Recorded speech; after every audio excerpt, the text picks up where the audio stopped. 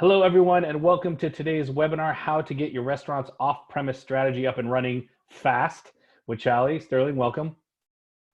Hey, Rev, how's it going? Good, thank you. A quick thanks to Brandon Strategic Hospitality for helping to promote and book this webinar, and thanks to Gallery Design Studio for making the following presentation look awesome. On today's webinar, you will learn how to leverage POS integration to streamline online orders, how the restaurant industry is being impacted by COVID-19. There's a lot to talk about there. That's almost its own webinar. And 3, also how to quickly implement an off-premise strategy.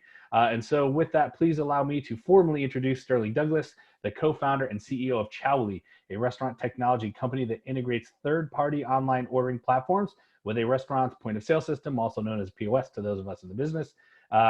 When it comes to building something from scratch, Sterling thrives in environments defined by ambiguity. As CEO, he's brought the company from idea to successful endeavor, with Chowly processing over 1.5 million orders a month. That is a heck of a lot of French fries.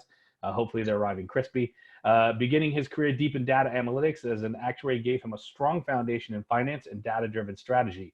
Throughout subsequent roles, Sterling gained a significant understanding of both the technical and the business side of the company. And in college, he created an app for bars in Chicago that allowed customers to order and pay for drinks on their phones. Man, when I went to college, we didn't even have phones. That was a long time ago, although I would have used it. Although the app did not succeed, instead of accepting defeat, Sterling became more determined to find a solution in the industry's technology's problems related to ordering, as many restaurants were bogged down by too many tablets and too few efficient solutions. It's going to be an exciting conversation. Hi, my name is Rev Ciancio. For those of you that don't know me, I'm a hospitality marketing consultant. I help restaurants to raise awareness, acquire, and retain customers through digital marketing, social media, and the use of incredible software. My personal magic wand is pizza. Now, I have more than 20 years experience in branding, digital marketing, hospitality, and I've worked with hundreds of restaurants to help them attract and retain customers. A lot of people know me as a restaurant and hospitality marketing influencer, and that's because I run a couple of Instagram accounts with almost 600,000 followers total. I also used to own a bar in New York City, so I know exactly how hard it is to market and brand a location-based business. But today, we are here to talk about incorporating a delivery strategy for your restaurant. And with that, Sterling, I'm going to pass it to you. Yeah, absolutely. Thanks for having me on too, Rev.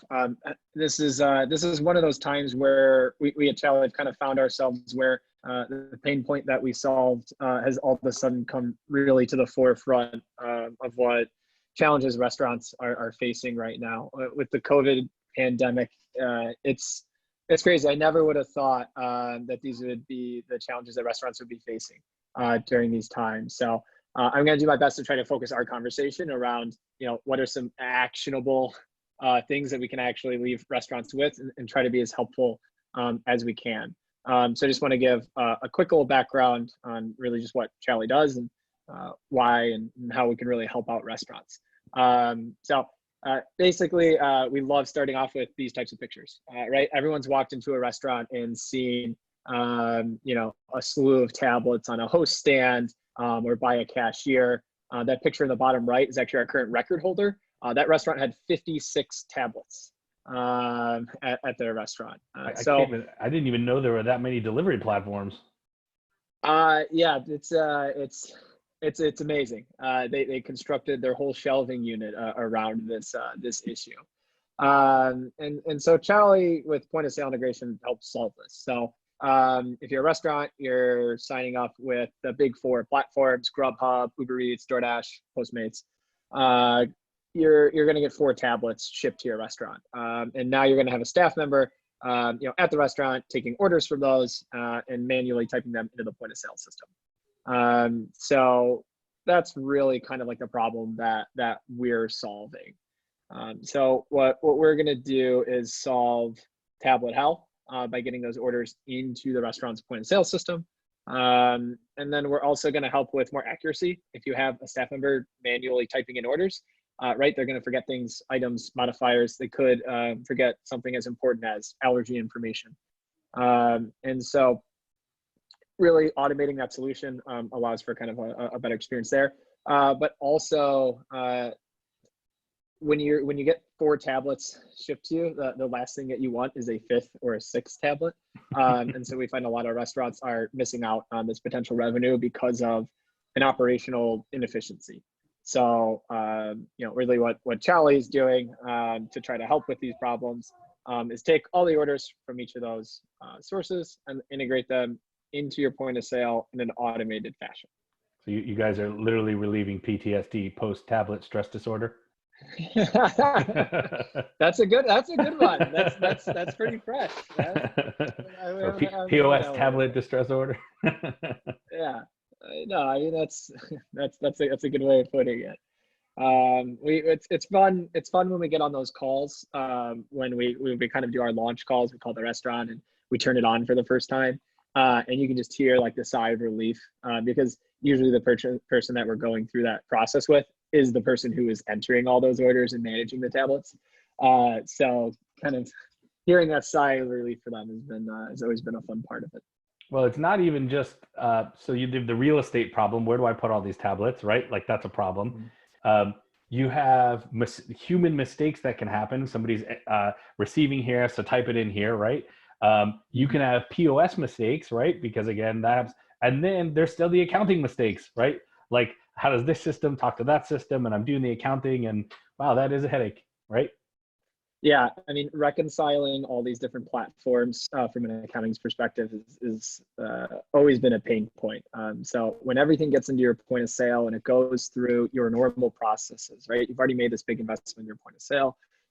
You've got your print routing, you have your reporting set up. It's where your staff collects in and out. It's where your different tools pull from.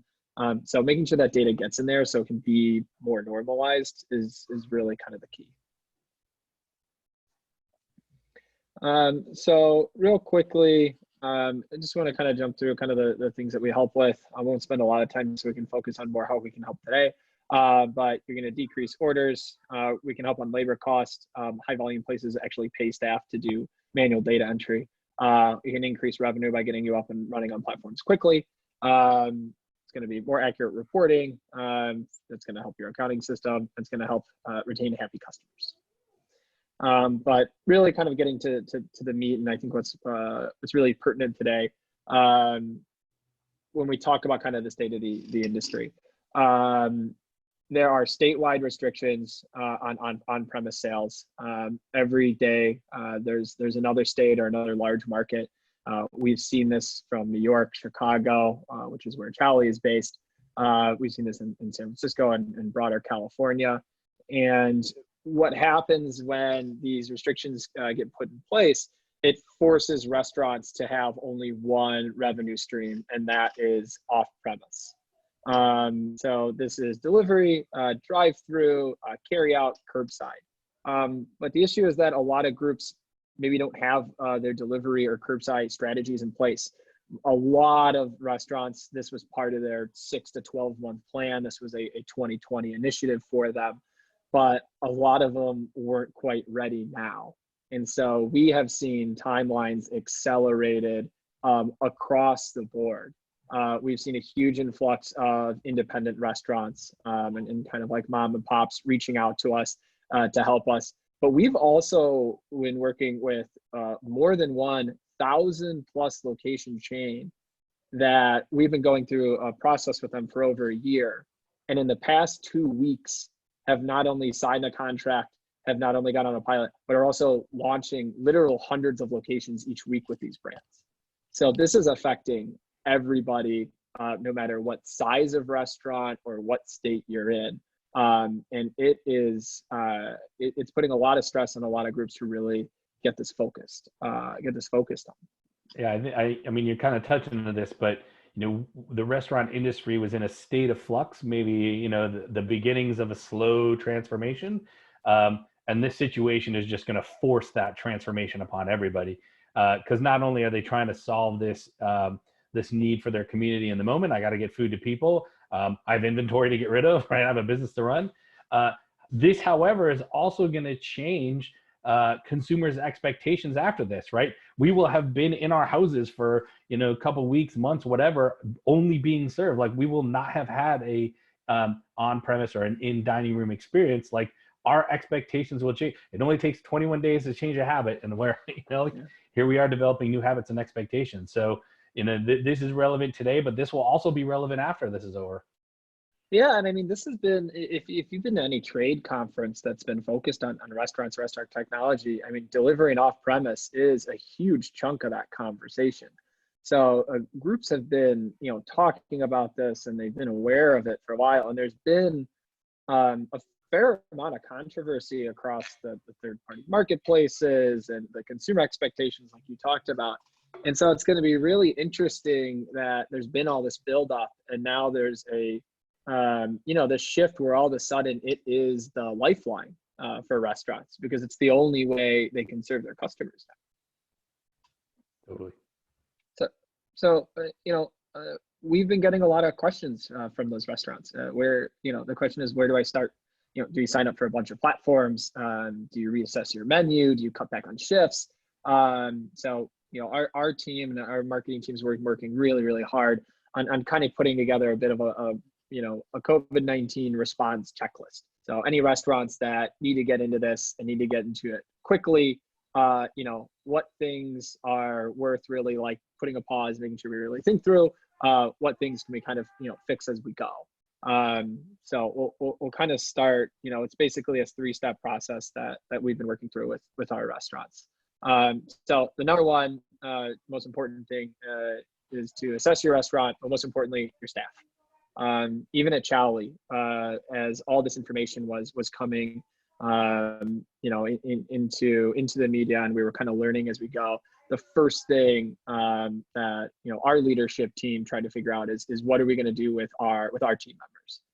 We quickly moved into 100% remote, got everybody out of the office, and tried to make sure that we were ready for that. And similarly, we believe that that's a place that you have to start when you're a restaurant. So we got to figure out as a restaurant how you're going to support your staff. What are the situations that your current employees in? How many of them may potentially have children where schools are now closed? And so getting their time away from it is all of a sudden become more complicated. How do we adjust the schedules so that the staff can support their families, but also so that they can support delivery and be part of the restaurant? And you really need to think through these adjustments first. Secondly, really looking at just their different processes, like how set up are you for this?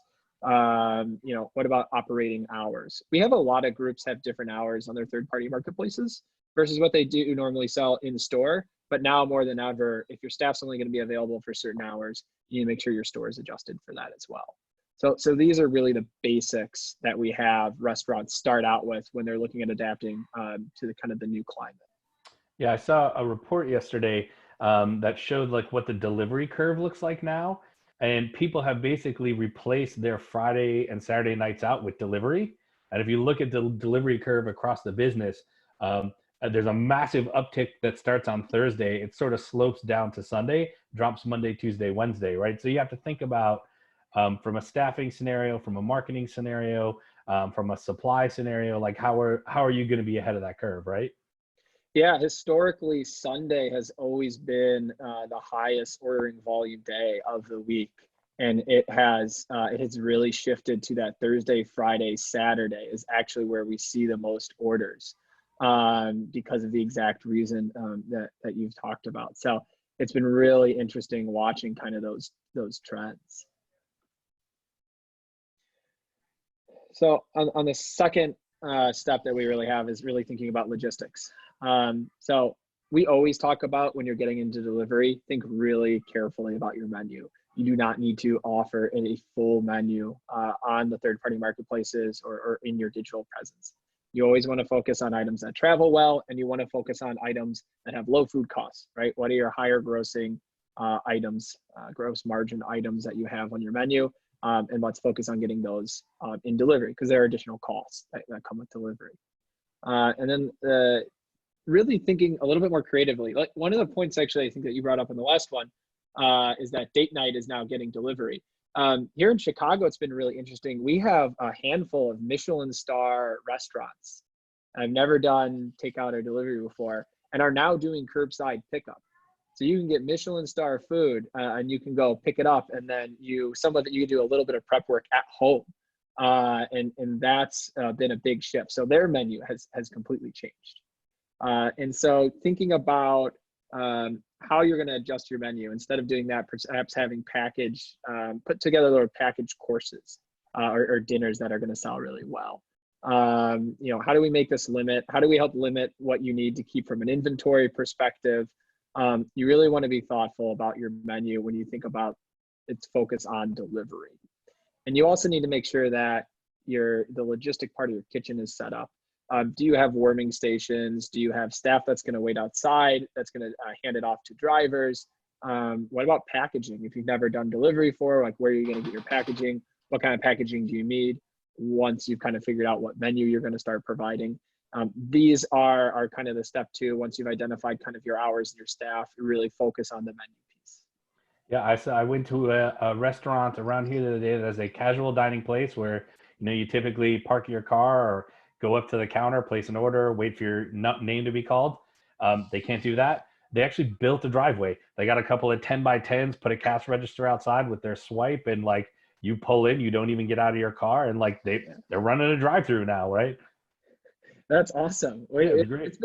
It's been interesting to see the creativity. I mean, Alinea is a 3-star Michelin restaurant here in Chicago, and they have curbside, and they've kind of like taken their street side parking and turned it almost into that.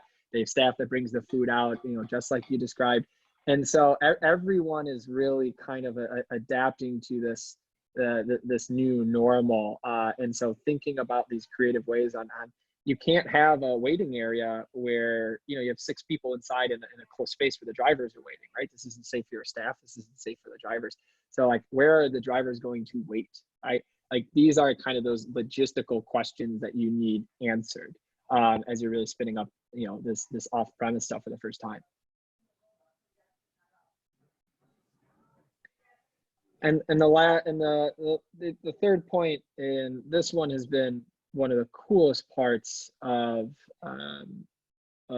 this whole series of events.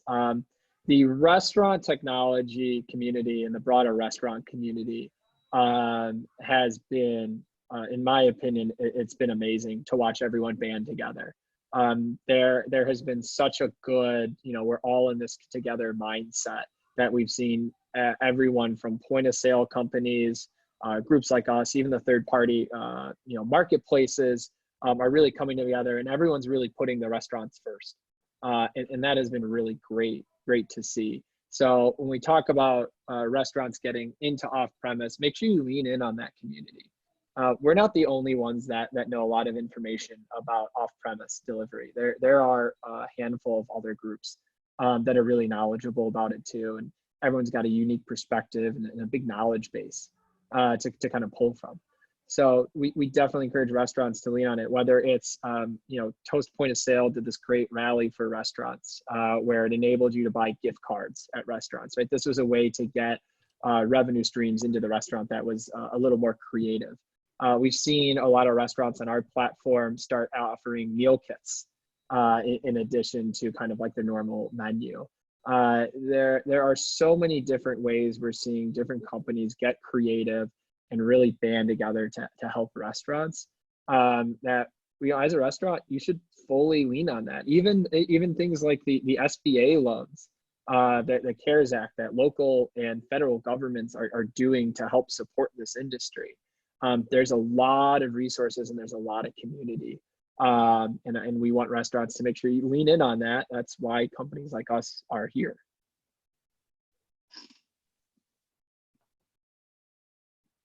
Totally. There is no limitation on what restaurants can do. I have a restaurant in my town that you can actually now also order housing goods. So like rubber gloves, toilet paper, cleaner. Cool. And every morning where he would have normally said, oh, here's my specials of the day on Facebook, here's what I have inventory of. And it's, cleaner, rubber gloves, paper plates. And I thought that was pretty interesting. He's restricting it to this neighborhood only. So it's kind of like, well, if I can't get to the grocery store, I'll call that guy. And I've seen a couple of restaurants also, and this actually came from some larger chains where they're essentially offering like not really meal kits, but like groceries. Hey, you get a package of hamburgers and a package of cheese and a package. So it's, and 12 eggs and like, here's what we have, like, we'll bring it right to you. And I thought that was really awesome too. Yeah, I mean, and that's even a step further, right? This is restaurants, even though they're the ones that are getting hit so incredibly hard by a lot of this, they're still trying to figure out ways to help their own community of customers, right? Like, and this is the type of stuff that has been one of the silver linings that we've seen is really group come together and here are all the really nice things and amazing work that people are doing. The other one we had, I always got to give a shout out to my favorite, hot chicken place in Chicago, Fried the Coop. Been a client of ours for a while, and they've been, just a really awesome group to work with. But really something that I'm excited to talk about is our COVID-19 relief package. It was really interesting from our perspective at Chowly when all this stuff kind of really started, happening in the ecosystem. We didn't particularly. We had a huge amount of inbound that we were getting, and we could feel a lot of the need and a lot of that lifeline from restaurants that were talking to us. And it wasn't until after we got that we actually decided to put together this package. Now is not the time to try to take advantage of a situation for dollars. It's a time to extend a helping hand to restaurants. So from our perspective, what this package does is it allows a restaurant to get going with us and all the third parties and online ordering providers that we work with at no cost when they need it most. And then, it gives them 60 days to basically help weather the storm and help get through this. So they don't have to worry about another couple $100 here. They can really focus on getting those revenue streams going for the restaurant. And so this has been really great, and so many kudos to our implementation, our support, and our sales teams who over the past 2 weeks since we've been offering this have just been working complete overtime hours trying to get as many of these restaurants live as possible. And so for us, we really feel like we have a responsibility to do our part. And so this is definitely a big piece of it. I love this thing because you guys are really thinking with your heads on, really trying to help people. And anecdotally, I've done every one of these webinars, and if you've watched all of them in succession, the reason this one has happened where it did is you guys were so busy, we kept having to move it and move it and move it. And serving your community and serving customers and helping restaurants is obviously more important than recording this webinar. But I'm glad we got to do it, and I really would urge restaurateurs and restaurant operators, like, if this makes sense, like 60-day risk-free trial, like, why not? If it's going to improve operation and help get you through the storm, like, this is a really good idea and really good technology to check out. So with that, Sterling, if people want to get in touch with you and learn some more and maybe take a look at how this might be able to help them now and in the future, you want to talk about the best way for them to get in contact? Yeah, no, absolutely. I mean, our website is always a great way to get in contact with us. Get.chowlyinc.com /COVID-19 in the previous slide is the way to get connected to the package. You can email our sales team, sales@chowly.com, or you can call us over the phone. If you submit a form on our website, this isn't some ghosting form that goes nowhere. Our sales reps will literally call you in a matter of minutes. We know that speed is important, and we want to make sure that we show that speed to the restaurant so that they see that we have the same amount of urgency that they do during these times. So whether it's our website, over the phone, or via email, there are 3 ways to get in contact with us, and we promise to get back to you quickly. Awesome. Well, Sterling, this is really great. Thank you so much. For everybody who's tuned in and is watching this, if you really liked what you learned today, we want you to smash that like button, give us a comment, share your thoughts, let some other people know, throw some kudos up there. If you really, really like the webinar, please share it with your friends, your colleagues, peers, or maybe a restaurant owner or operator that you think it could help out. And if you really, really like what we talked about today on all these webinars, we have a private Facebook group that you can join. You can network other restaurant executives, tech people. You can get your questions answered about hospitality marketing as a pitch-free zone. It's mindset coaching, all things. Just go to bit.ly/restmast. That's bit.ly/restmast MAST. That's short for Restaurant Mastery, bit.ly/RestMastery. It's RestMast. It's a free Facebook group where you can network, talk, and learn. You can join me and my co-host there, inspirational thought leader John Mark Shaw. So we'd love to have you. And with that, I want to give some likes and thanks to Branded Strategic Hospitality.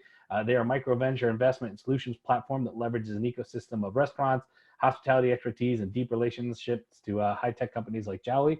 Some emerging concepts, unique food and beverage concepts with capital and customers. They really help accelerate tech.